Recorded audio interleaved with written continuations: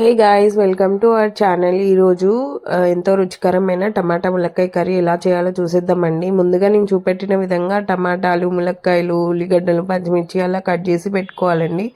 ఇప్పుడు ప్యాన్ పెట్టుకొని కొంచెం 2 టేబుల్ స్పూన్ ఆఫ్ ఆయిల్ వేసుకొని కొంచెం జీలకర్ర, పచ్చిమిర్చి, ఆనియన్స్ వేసుకొని బాగా కలుపుకోవాలి. ఇప్పుడు తగినంత సాల్ట్ కూడా వేసి బాగా కలుపుకోవాలి.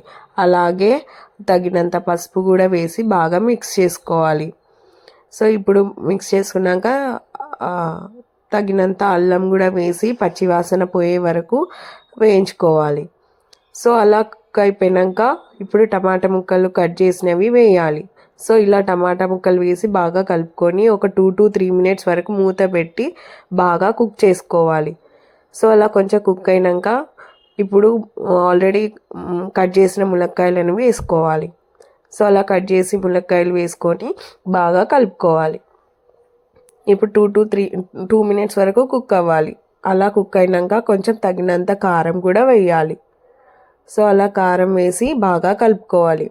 ఇప్పుడు కారం వాసన కూడా పోయే వరకు ఒక 1 minute వరకు అలా ఉడికించుకోవాలి మూత పెట్టి. సో అలా కుక్ అయిన తర్వాత ఇప్పుడు తగినంత వాటర్ కూడా వేసుకోవాలి.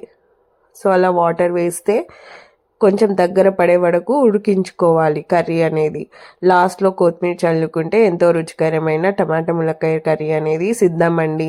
ఇలాంటి రెసిపీస్ మీకు మరిన్ని కావాలంటే please do subscribe, like, share, comment. Thank you for watching.